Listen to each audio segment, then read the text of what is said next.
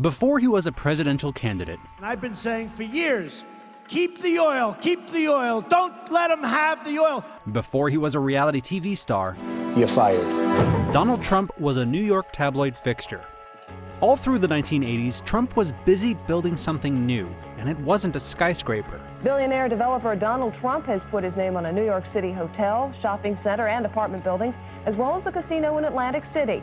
And now he's going to put his name on a big piece of Eastern Airlines. Trump was creating a public persona, one that could be both funny and demeaning, arrogant and somehow in touch with the common man.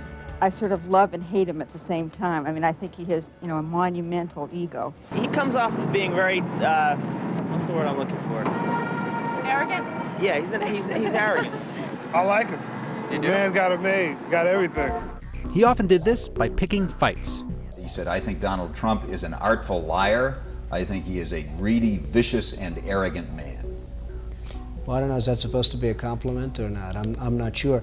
He waged a years-long battle with New York City Mayor Ed Koch. I hope that New York City has a different mayor at some point, because I think Ed Koch is a total disaster. He's been a very bad mayor for the city. He helped launch a competitor to the NFL called the U.S. Football League, and then launched a lawsuit against the NFL when the USFL failed. The jury in the case delivered its verdict.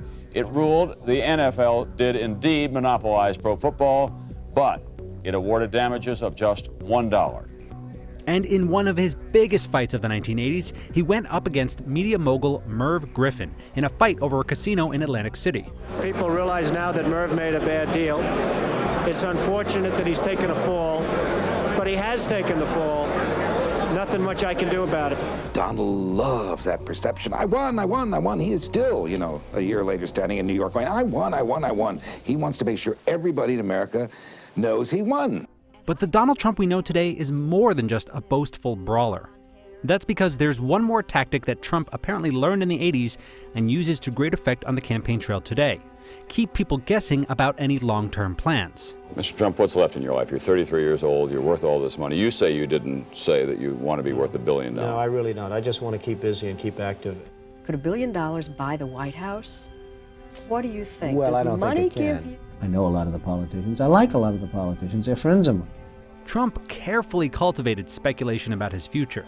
In 1987, he ran a full-page ad in major newspapers that read like a political manifesto. A blow-up of the ad is now on display at Trump Tower on Fifth Avenue.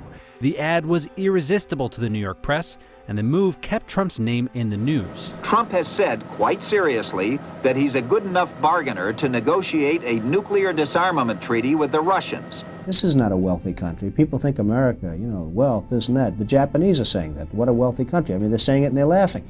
Country's losing $200 billion a year. We ought to go in, the next time they fire so much as a bullet at one of our ships, we ought to go in and take over their oil. With each of these instances, Trump refined his playbook.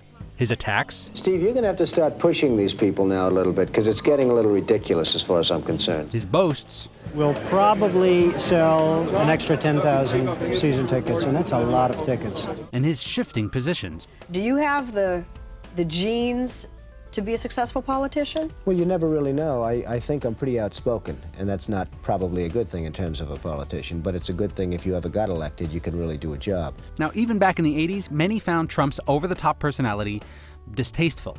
What may be most discouraging of all is that Palm Beach will accept almost anything if it's got enough money, but somehow it will not accept Donald Trump.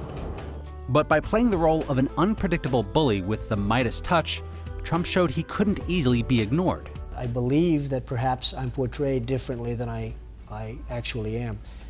I believe I'm portrayed in a rougher sense than the actual product.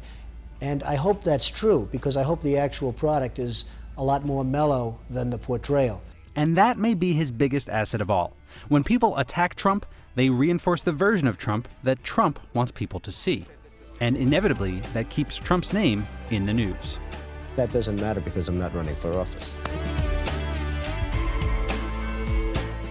Hey, NBC News fans, thanks for checking out our YouTube channel. Subscribe by clicking on that button down here, and click on any of the videos over here to watch the latest interviews, show highlights, and digital exclusives. Thanks for watching.